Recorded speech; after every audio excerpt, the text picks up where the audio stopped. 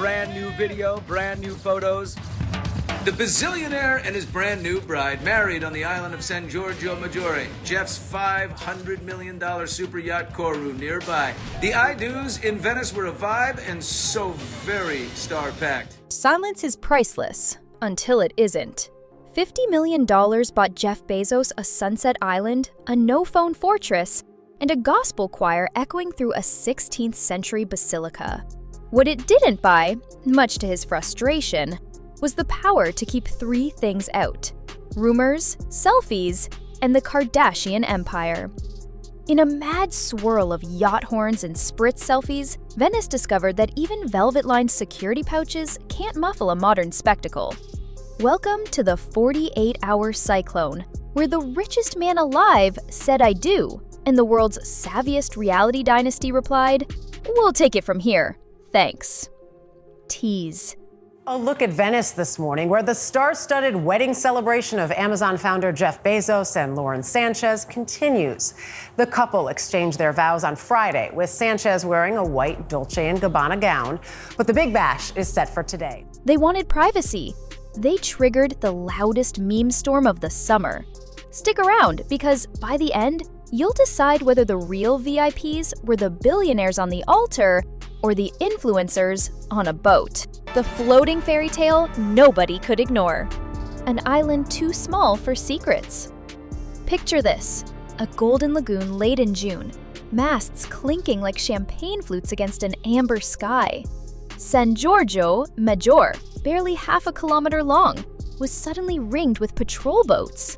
Even seasoned gondoliers had never seen the basilica glow so fiercely. 5,000 beeswax candles soaking centuries-old stone in liquid fire. Jeff Bezos and Lauren Sanchez had a prime day at their wedding. The two said "I do" in Venice, Italy on Friday in a star-studded ceremony including guests like Kim Kardashian, Tom Brady, Oprah Winfrey, Leonardo DiCaprio, and Orlando Bloom. At precisely 6:30, a soprano cracked the hush with a single high C, and 200 invited titans, each worth a fortune or commanding a fandom, rose as one. Lauren Sanchez glided forward, her train carried by 4 attendants chosen for both discretion and stamina. The lace looked delicate, but it weighed nearly as much as a small child. The gown's bodice was rumored to have taken 1,000 hours of hand stitching, every loop a miniature crown in honor of the Amazon empire. Jeff Bezos, the founder of Amazon and one of the world's richest men, has married the former journalist Lauren Sanchez in Venice. The event's reported to have cost around $46 million. It was relocated from the city centre after protest from Venetians. The celebrations are expected to last all week. Specialist rug runners had been flown in to protect the marble. Each runner was discarded after only a single footfall, whisked away like biohazard to thwart souvenir hunters. Outside, Marco Polo Airport stacked private jets like oversized dominoes. Air traffic controllers joked about calling the runway Prime 1. Meanwhile, in the Grand Canal, mega yachts muscled out Vaporetto ferries. One local captain claimed he could have rowed a Carolina straight through the chrome reflections of pop stars, adjusting their tuxedo collars. But money alone wasn't the boldest statement of the night. That honor went to silence. Today in Venice, Italy, hundreds of protesters took to the streets saying kisses yes and no to Jeff Bezos. The floating city is where the Amazon billionaire married Lauren Sanchez in an extravagant wedding. Tonight, the newlyweds are celebrating with guests at a final party. Bezos, famously obsessed with optimizing every link in a supply chain, had tried to do the same with gossip. He hired former intelligence officers, rigged the island with signal blockers, and paid each vendor an invisibility bonus. If one candid phone snap slipped past security, that bonus vanished faster than a 2-day shipping promise. Guests accepted the terms. After all, how often do you witness a billionaire vow, "My love for you is bigger than low Earth orbit"? Privacy has a hairline crack, and Venice is listening. Signal jammers, velvet pouches, and the first forbidden flash. See you, Kim K, and all those Kardashians. There's Oprah, Gail, low-key Leonardo DiCaprio, and Tom Brady, and Orlando Bloom. And who got to sit next to them at the singles table? A fortress of silence breached by a Bellini. Checkpoints framed every dock. To step on shore, guests surrendered phones into velvet pouches, embossed with a golden compass, the same symbol that once guided Bezos' Blue Origin rocket. Security badges weren't mere lanyards.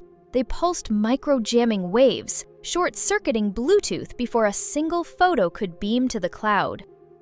Waiters in crisp ivory vests carried QR-coded non-disclosure forms on silver platters. Yet human curiosity is harder to corral than radio waves. Meet the newlyweds. Jeff Bezos and Lauren Sanchez tied the knot in Venice, the wedding venue of venues, where limousines gave way to water taxis. And the guest list included 200 of their closest A-list friends. There were the Kardashians, Tom Brady, Usher, Oprah. At 23 minutes past midnight, a grainy shot leaked from Harry's bar, the spiritual home of the Bellini. Bezos wore a relaxed linen shirt, rumpled for once, while Sanchez, now in a daring midnight blue slip dress, perched on a bar stool as Tom Brady tried, and failed, to balance 4 Negronis without spilling Campari on a Saudi royal's loafers. A single flashbulb turned the intimate moment into a global auction item. Within an hour, the photo sat on 6 different gossip pages, each watermarking it like a pirate flag. Meanwhile, Leonardo DiCaprio lurked behind a baseball cap and a surgical mask, perfect pandemic-era camouflage, until a stray waiter shouted, "Grazie, Signor DiCaprio."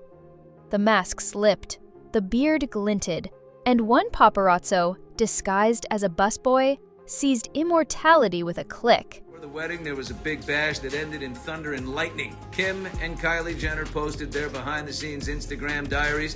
Page 6 reports Jeff's wedding gift for Lauren, a $5 million diamond necklace. By dawn, Twitter accused Leo of preaching environmental sermons while flying private for a party, irony juicy enough to trend for 8 hours straight. If Hollywood royalty couldn't hide, imagine the pressure on the real royalty. Titans, frenemies, and rumors that travel faster than jet fuel. 200 names, 1 tabloid Thunderdome. Oprah Winfrey swept in wearing a marigold caftan that shimmered like a desert sunrise, linking arms with Queen Rania of Jordan, the two laughing as though no geopolitical storm could touch them. Ivanka Trump arrived in a pastel sheath, whispering she was on vacation from politics before reporters even asked. Sydney Sweeney, fresh off a new spy series, shared a dawn shoreline stroll with Orlando Bloom, prompting every outlet to dust off old Katie Who headlines. And then came the Kardashians, or at least the 2 who matter most to fashion algorithms. Kim and Khloe slipped into the basilica just before vows concluded, faces serene, nails immaculate, their entrance timed so precisely that organ music seemed to swell on cue. They stayed for exactly 1 toast, posed for precisely 7 photographs, then ghosted the reception, jetting out before dessert. Social media detectives later timed the exit, less than 90 minutes from pew to runway. Was it a strategic withdrawal to avoid overshadowing Bezos? Or the opening gambit in a brand new narrative of their own? Mini cliffhanger. Because while Bezos and Sanchez slept in, Venice awoke to a different kind of royal procession. He Kardashian day after coup. From vows to viral in one water taxi ride. Everyone has been keeping up with the Kardashian-Jenner's fashion leading up to Jeff Bezos and Lauren Sanchez's wedding in Venice, Italy. And when the big day arrived June 27th, cameras spotted the Kards-Jenner crew in their highly anticipated wedding day looks, and let's just say they were absolutely prime. Venice hardly had time to rinse confetti from its canals before Kylie and Kendall Jenner launched what pundits are calling Operation Spritz. At precisely 10:09 a.m., a vintage mahogany boat sliced across the Grand Canal. The sisters lounged on cushioned benches, sunglasses massive enough to double as mirrors, each brandishing an Aperol Spritz in a crystal goblet. Stormy Webster, 5 years old and camera-trained, flashed a peace sign so perfect, marketing analysts suspect she rehearsed it. Kendall's butter yellow crop top, a minimalist masterstroke, paired with palazzo trousers, became the fashion flashpoint of the week. TikTok stylists raced to dissect the silhouette, spawn replicas, and rank dupes under $50. Kylie, never outshined, sported a slinky Italian green two-piece rumored to preview her brand's next color drop. Their mother Kris, continents away, was said to be texting analytic charts before the boat docked at the Rialto. Within 30 minutes, the hashtag #SpritzSisters eclipsed Bezos' wedding. Influencers stitched reaction videos, forecasting a Venetian summer trend in both clothing and cocktails. Travel bloggers gulped spritzes on balconies, tagging themselves not invited, but inspired. And the algorithm answered, can two reality TV moguls upstage a billionaire fairy tale? Spoiler, yes. Virality versus vaulted privacy. Counting views instead of votes. By midday, TikTok registered nearly 500 million loops under hashtag Bezos' wedding, despite every attempted phone ban. Meanwhile, hashtag #SpritzSisters rocketed to 1 million likes within 5 hours, thanks to effortless boat deck posing and Stormi's peace sign cameo. Kylie and Kendall Jenner were seen heading out together, with Kendall rocking a sheer black dress with a romantic neck sash and sunglasses. But all eyes were on her statement jewelry, i.e. the huge emerald necklace and teardrop emerald earrings, which, according to Harper's Bazaar, were by Lorraine Schwartz. Instagram Reels stitched the two hashtags together, birthing the mashup hashtag Billionaire to Brunch, where creators riffed on how quickly generational wealth yields to viral clout. Analysts even noticed a curious market ripple. Amazon stock nudged up 1.7%, small in Wall Street terms, but enough for finance channels to label it the honeymoon bump. Advertising wizards whispered about halo economics. Eyes on Bezos translate to cart checkouts on Prime Day. Not to be outdone, Kylie's cosmetic line sneaked a teaser for Venetian Bellini lip gloss, while Kendall's tequila brand posted drone shots of agave with a caption, "Spritz this." Metrics erupted, conversions followed. But could a charitable gesture redeem the carbon splurging ceremony? Love, legacy, and the philanthropy paradox. Can you offset romance? Insiders later revealed that instead of gift registries, Bezos and Sanchez urged guests to redirect generosity toward Venetian art and rising tide research. Numbers aren't public, but whispers place pledges well into 8 figures. Bezos, still polishing his Blue Origin ambitions, allegedly earmarked cash to reinforce flood barriers. Ironic for a man mapping outer space while a UNESCO treasure drowns at sea level. Lauren Sanchez told friends the ceremony marked her pivot from journalism to big-picture giving, citing the transformative jolt of her zero-gravity hop in 2021. Critics, however, called the optics a PR confetti cannon. They argued that 95 private jets and yacht diesel can't be erased by donations, no matter how lofty. On talk shows, pundits debated whether philanthropy is a genuine balm or a guilt discount code for the ultra-rich. One Venetian historian, stirring espresso in a side street cafe, observed that ancient nobles once donated marble statues to wipe away scandal. Perhaps carbon offsets are modern marble. Which raises a bigger question. What's the real currency of a mega wedding? Love, legacy, or likes? Critics say Amazon should pay higher taxes. Locals blame it for forcing small shops out of business. And many just object to the opulence of a blowout party for the 1%. Inequality on display. Selfies in control. Who owns a story once it hits the feed? 5 centuries ago, Venice financed its palazzos with spice wealth and mercantile bravado. Today, a single weekend revived that age-old theater, only with drones instead of doves, and algorithms deciding seat assignments in the global balcony. Some guests joined to witness romance. Others joined to ensure they were seen witnessing romance. But 3 realities surfaced. Attention is a zero-sum game. Bezos purchased privacy, yet every guard hired magnetized more curiosity. Meanwhile, the Kardashians invested nothing beyond airfare and wardrobe and still hijacked the narrative by mastering timing and relatability. Aperol Spritz feels attainable. A $60 million altar does not. Platforms reward short-cycle spectacle.